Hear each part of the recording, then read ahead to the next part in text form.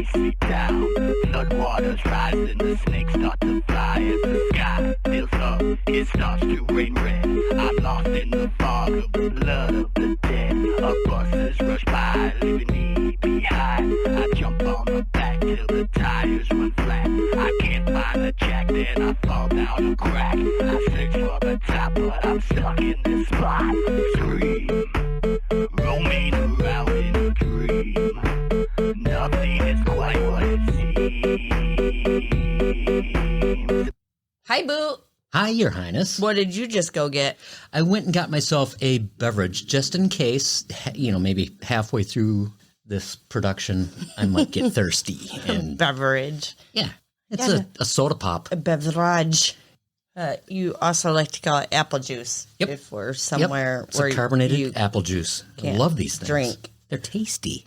I mean, you think so. Thank you for choosing Michigan Murders and Music, where we roam islands of Michigan that I didn't even know about, and backyards of people's houses, weird places. Yeah. Yeah. We talk about murder, and we leave you on a happy ending with a good note with Michigan musicians.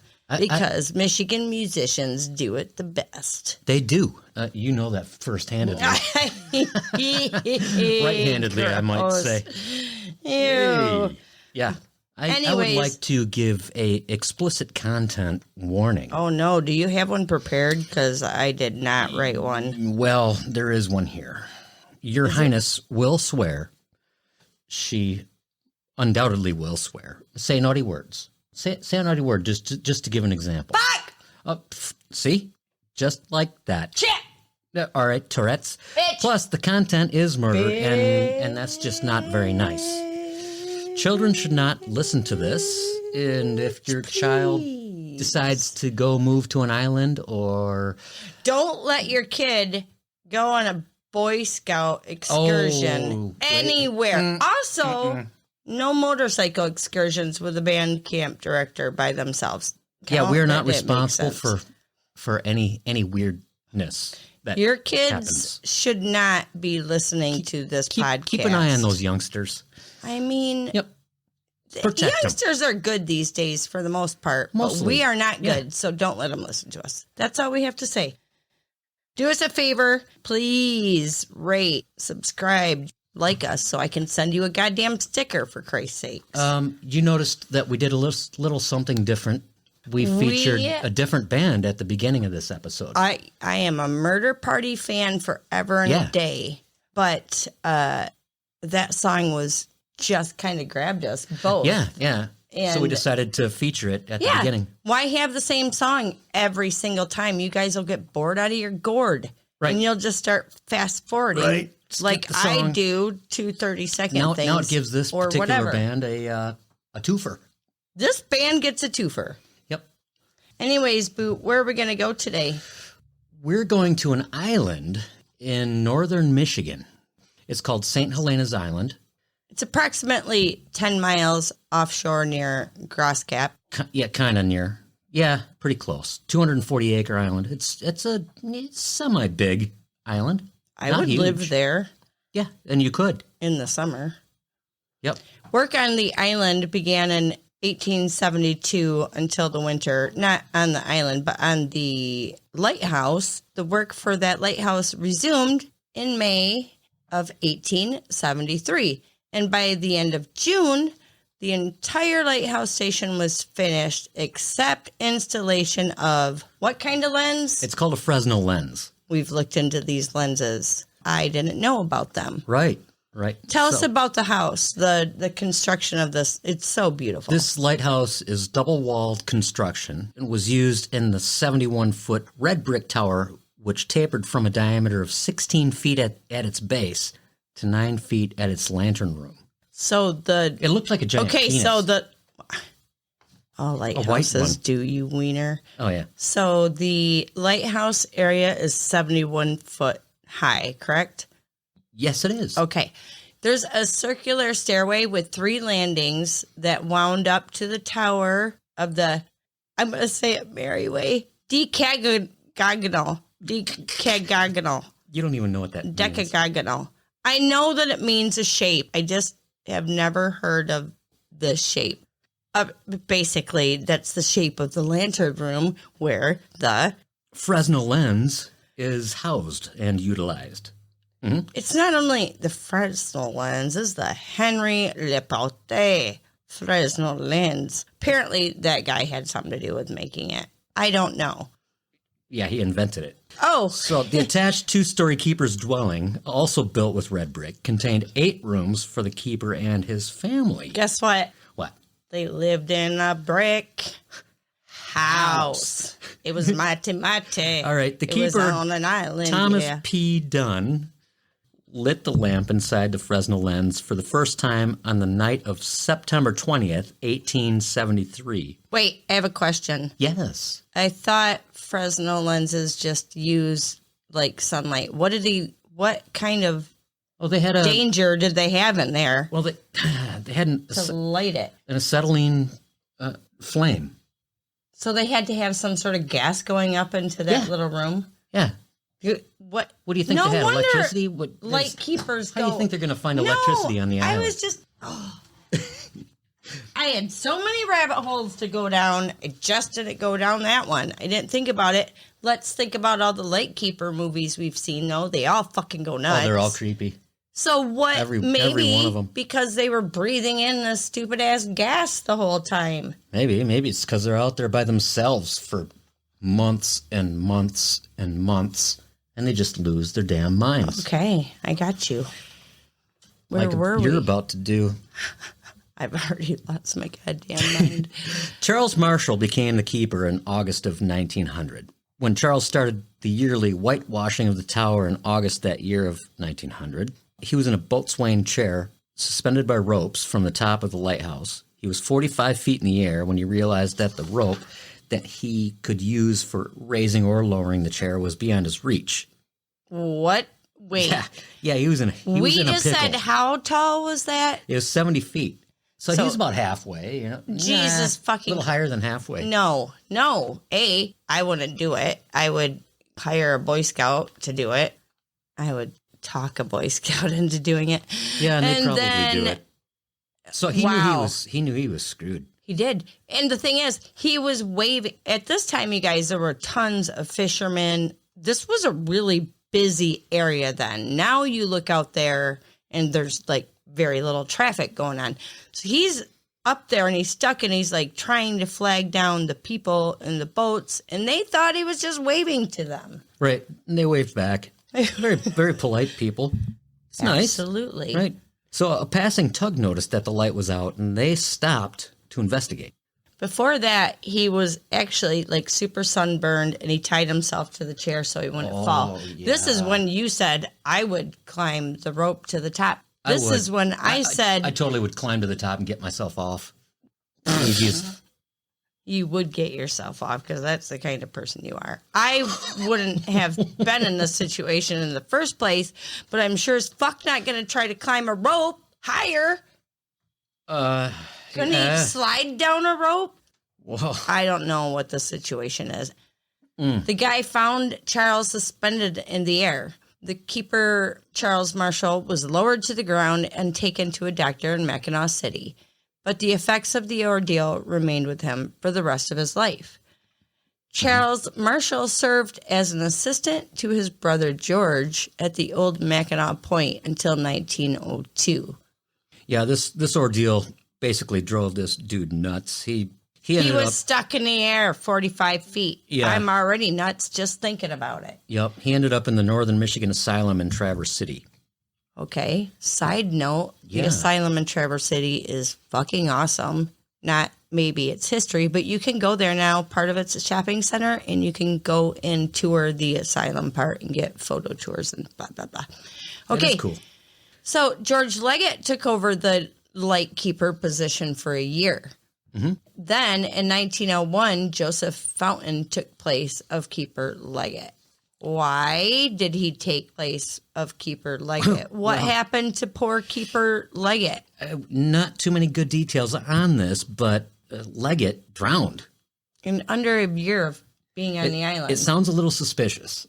I feel like this place is most surely haunted. Shirley? Surely. Yeah. The cool thing is, though, he was there in under a year, and in that time, he not only maintained the lighthouse, didn't get caught 45 feet in the air, and he saved humans. In 1913, Joe Fountain rescued... I don't know why I put Joe Fountain. I don't know. Oh, this must be a different keeper. Fuck Oh, yes. me. Yeah, it is. Joe Fountain rescued 2 men lost out on the ice and nearly frozen and brought them to the lighthouse. Warmed him up, Oh, unthawed man. him. Can you imagine that? How No. great that would be? No, It'd I be like, can't. oh.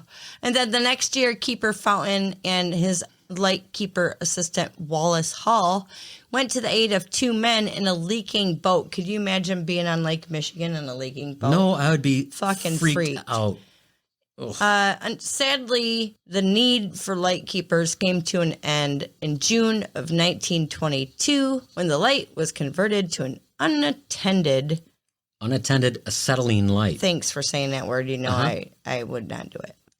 That is what was up at the lighthouse on the south side of the island. South side. So what happened on the north side of the island? The North Island. North Island. Sound.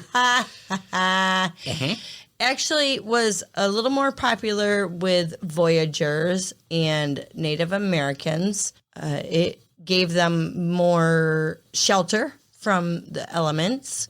It was soon realized that it would be a great That's fishing a great town. Great fishing There was area. abundant whitefish and lake trout. By the way, trout. If I hear trout, Your Highness has to say, shout out to Uncle Trout wherever he may be. That's her uncle. His nickname was Trout. And he has passed away, and we all love him long time. Be happy and be high wherever you are, Uncle Trout. So fish were part of it, but the lack of refrigeration is what kept the island ironically alive. I don't know why that's ironically, but men would rush by oar or sail back to the fishing station for preservation in salt. Salt fish. Salt fish. Salt feet. Salt fish could be stored and transported in barrels as an exportable Michigan commodity. Fuck yeah, Michigan's Salt got fish. that shit. Yeah. I don't know what salt fish is. I didn't go down that either. So- we don't have salt water, so what the fuck? Right? So we have to artificially salt our fish to keep them fresh. Now, you guys, we have a pretty solid picture of what St. Helena Island was then and now. Yeah, kind of. Kind of. I mean, then very hustling, bustling area. The whole Mackinac area was. It was, they were hauling logs and fishing and doing all the things. Now it's basically empty. Yeah, it's a It's wildlife free of most preservation occupants. area. Some would say it's uninhabited. Except for the people that take care of the lighthouse. You think some weirdo lives there? I really do.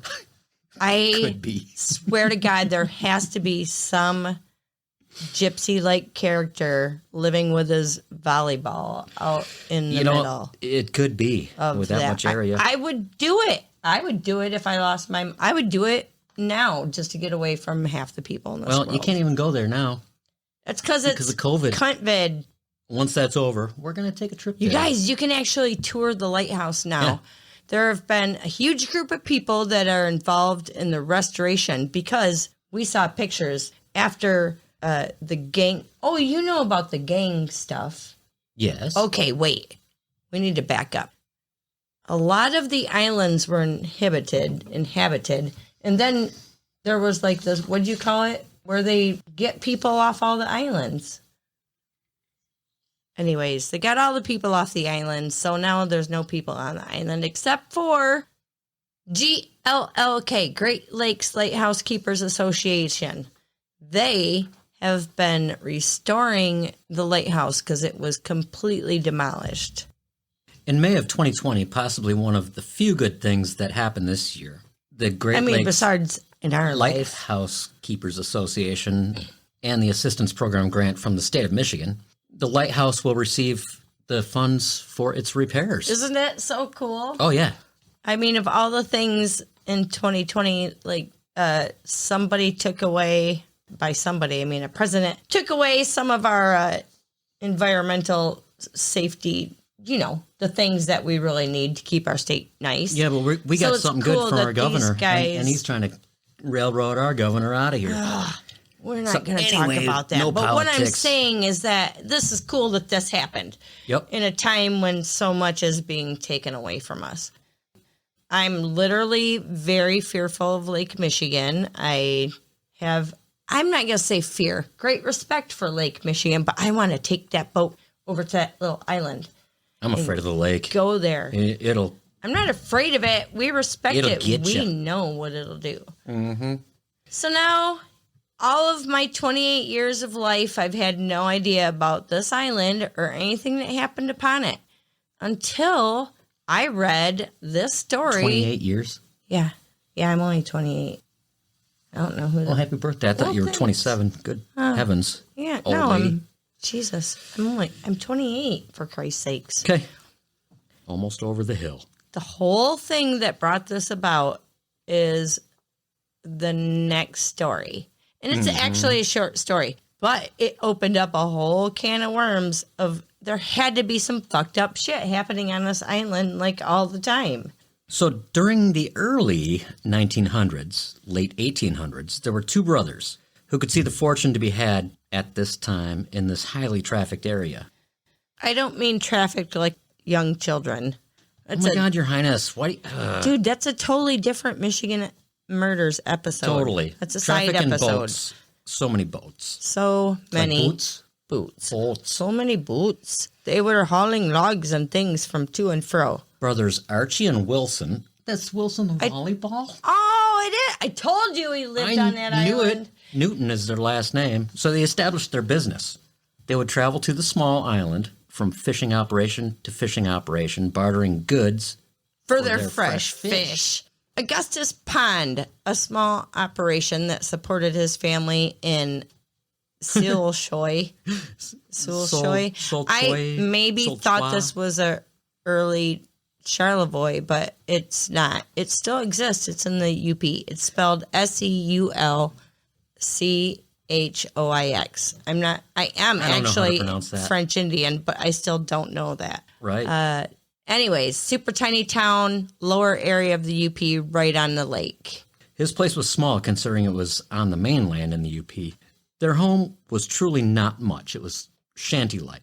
Yeah, the Coconut Wireless, the Mitten Muckrake knew that there was heat going on between the two families. Heat? And by that, I mean the Coconut Wireless is like the grapevine. It's before people had The grapevine. phones. Right. Mitten Muckrake, that's what they call it.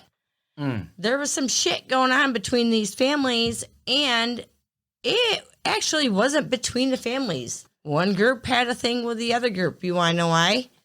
The Pond family, August Pond, was married to a Mary. Oh, a Mary. That poor guy. I know.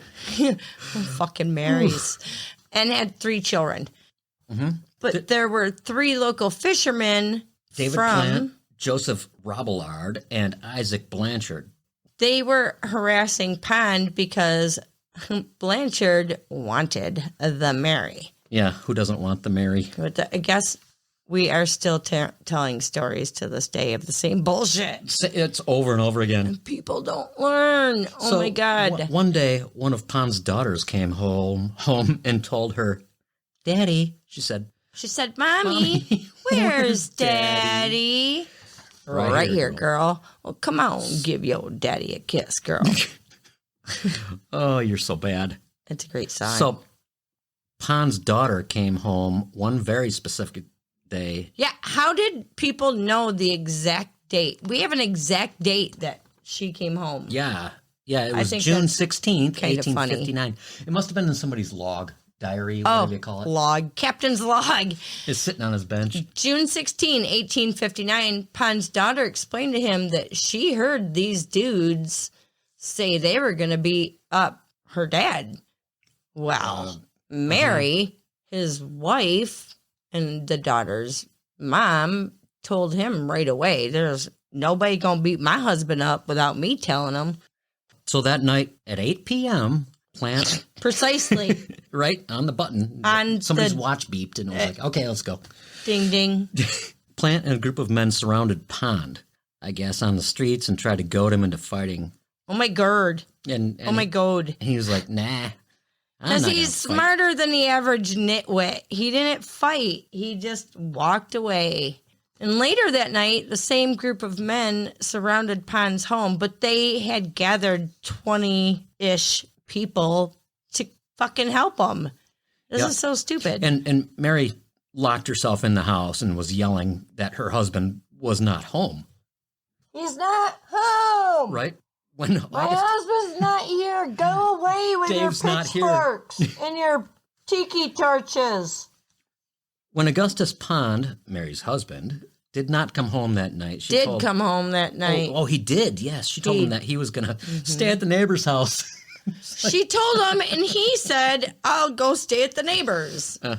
So they can come back and attack your home, and your wife will be in it, and your kids. Right. But you won't be there. He'll be fine. Dickhole. He'll be fine. No, but the family might not have. What if they came back and decided to burn the house down? Yeah, I don't know what he was thinking. Dumbass. Well, the very next morning, Plant and Pond, they meet again. This is a tiny island, you guys. Don't forget. Plant had a rock, and he threatened Pond, but Pond, again, refused to be provoked. Your Highness. What? This reminds me. Have you ever had a rock fight? God damn it. You're a fucker. One time, I threw a rock across the river, and it was a small rock. And hit me right square in the forehead. And it wasn't that bad, though, because it was a small rock. And It hurt then, for 2 weeks. a summer later, you throw a boulder around the corner and hit me straight in the kidney and take me down like you knocked the wind out of me. Yes, I've been in a rock fight. Well, you started it. I see why this guy walked away from said rock fight. I'm not having a rock fight. No, I was a kid once. I'm not having a rock fight. I'm 28, and we just had a rock fight last summer. Well, you were 27 at the time. Oh, I was 27. You're right. Yep. Anyways, Miss Mary said, I'm sorry you guys are pissed off, but nope. Hell nah. Augustus isn't home. Mm-hmm. They still demanded entry to look for him, but Mary held strong. She said, nope. Kept the door locked. The 3 men tried to rustle the neighbor into a fight, the neighbor who was actually hiding Pond, but the neighbor refused. These That's a good guys neighbor. it's like State Farm, not well a played. sponsor yet. Good neighbor. They returned to the Pond home. The house had like different outhouses, and one of them was a net house, like for fishing and such. And Robilliard literally scrambled to the rooftop and started ripping boards off. Yeah, were these guys just drunk and hyped up on coffee and Probably. stuff? Maybe goofballs? Maybe Coke. I don't know. Did they have Coke back then? I don't know. So the hired hands actually lived in the net house among the nets. And when Plant entered through the goddamn roof, he started dragging a sleeping hired hand out the door. Well, Pond heard the noise of the men tearing apart the net house, and he went out and investigated. Yeah. Poked his head out. He gave warning. He said, "Who's tearing down my net house? Leave, or I will shoot." Then he raised his shotgun and fired a single barrel shot. Uh-huh. The men ran like scared little kittens. The next morning, Blanchard was found on the ground in plain view of all the neighbors' homes and bleeding profusely. He died minutes after someone discovered him. His buddies, that were all about it in the first place, left him in the They street. left his ass Yep. in the street bleeding from a shotgun wound. Let's get the heck out of here, guys. What a This bunch is of trouble. fucks. Pond's problems were just beginning, as the man he had shot and killed was Blanchard, Isaac Blanchard Jr. Isaac Blanchard Jr., right. Yeah, Isaac Blanchard Sr. was Justice of the Peace. In Mackinac County, which included the crimes area, And there's no chance of a fair trial. at of this course not, because Yeah, no, you kill someone's you son. killed my kid. So Augustus Plant went to his brother, who was the local constable on the island, and he asked him, this is so fucked up. He asked him to be taken to Beaver Island so he could turn himself in. Wait a minute. Beaver Island, okay, we're on St. Helena's Island. To get to the closest mainland is about 10 miles. If you were to go from St. Helena's Island to Beaver Island, how far did you say that was? It's about 30 miles. And these guys did this in a rowboat. Yeah, he agreed to it. Yeah. Rowing a boat. Rowing 30 miles. in Lake Michigan. So we've got Plant and his brother. They're in a boat and they're just rowing away. And then a different constable gets in his boat and he's got 5 men rowing away. Yeah. And so, very cartoon-like, we've got 2 boats chasing each other in Lake Michigan from one island to another, 30 miles away, rowing, trying to catch each other. Yeah. It's fucking hilarious. I'm sorry. It's I can't imagine shit that. show, and it's goddamn hilarious. It would take all it's like a cartoon to row 30 miles. My arms hurt. Ugh. But guess what? 7 miles from Beaver Island, the constable crew, the other constable guy, they overtook Plant in the waters. So it was like a seascape arrest. And they arrested him right there in the waters of Lake Michigan. August 30, 1859, the trial began on Mackinac Island. Augustus Pond pleaded self-defense. A man's home is his castle, after all. And that's what to he this utilized. day, I do believe you can, if you are threatened on your own property, That is a thing. it's a thing. Yeah. You can shoot them. Shoot a motherfucker. I'm not for guns all that much, Not at but all. I'm just Not saying. like that. I don't want to see anybody get Hell shot. no, we I don't just want anybody read about it. doing that We don't. stuff We to- just talk about it. We don't Yeah. want it to actually happen. August Pond pleaded self-defense. A man's home is his castle. He was found guilty, sentenced to 10 years plus hard labor. And back then, you bet your sweet ass it was hard labor. And despite any appeals, he was not. Nope, didn't get any of them. And this last sentence I wrote makes no sense. So So we just skip that little we'll part. just skip it. And I think you summed it all up quite nicely. that's the story. It ends cartoon style with 2 boats. Rowing with a rooster tail behind him. Oh, they're Just giving a heck. We've rowed a boat or 2 in our time together. It's not easy. You prefer me to not. put the oars down because we go in circles if I'm helping. Right. Well, you forget to row.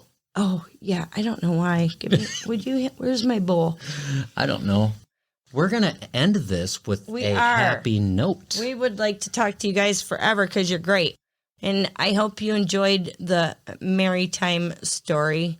So, Your Highness, would you like to tell us who we're listening to tonight? No, I want to talk more about Maritime. Is that how it's said? Maritime? No. Maritime? How do they say it? Maritime. Maritime. Okay. Maritime stories. So, would you like to elaborate on this band that we're featuring tonight? Why do you Mary. keep dissuading me from talking about Maritime? Isn't prohibition in Maritime. Maritime? It's Maritime. Didn't Maritime have prohibition?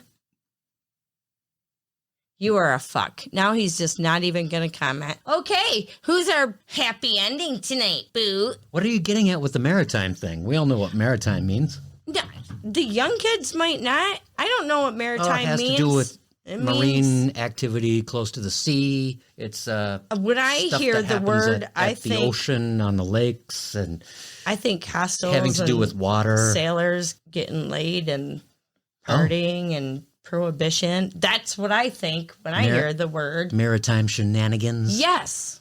Having to do with sailors rum running. and boats. There was a lot of, that's another Sailors story. There and was rum pirates. running that happened. Yeah, that's what I like to envision. Yeah. Okay. Speaking of cool pirates, now you can talk about our happy ending. So we have a band we featured at the beginning. This band is fantastic. Wait, it's kind of a twofer. There's a Yeah. band and then there's a solo act, and he is Deadeye Zack. And we're also going to feature his band, and his band is called Black Bear Blonde. There's a couple ways you can listen to both Deadeye Zack and Black Bear Blonde. And you can find them through Spotify, Bandcamp, YouTube, iTunes. Guess what? also making a comic books that are based on the band. And that's where you can find, you got to go to Amazon and you got to Google Black Bear Blonde comic. And so far there's 2 out. There's $7 each. Just ordered a couple of both 1 and 2 earlier. Cool. So check these guys out. So there's actually 4 things. He's got art. He's got Black Bear Band comics. He's got the Black Bear Band. And then he's Deadeye Zack.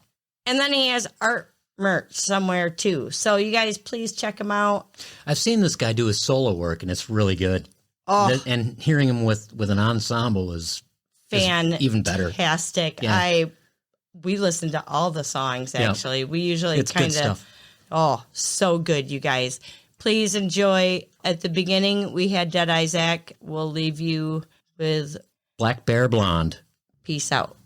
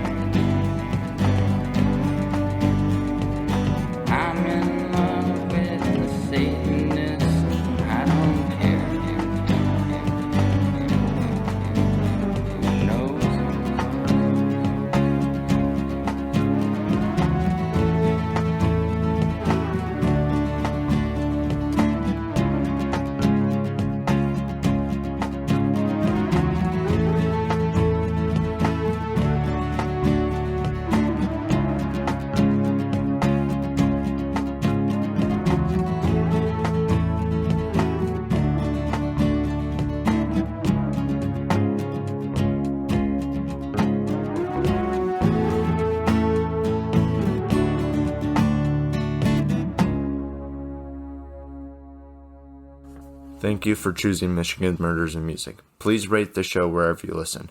Michigan Murders and Music is produced by The Boots. Episodes are researched and written by Your Highness. Edited by Your Highness. Views and opinions are the sole stupidity of us and us alone. Don't blame others, please. Listening to this podcast could quite possibly cause major problems to your earballs and definitely will mess up your kids. Permission has been given to us by the bands, and we purchase our music on Bandcamp.com. Support your local music scene and all local music scenes.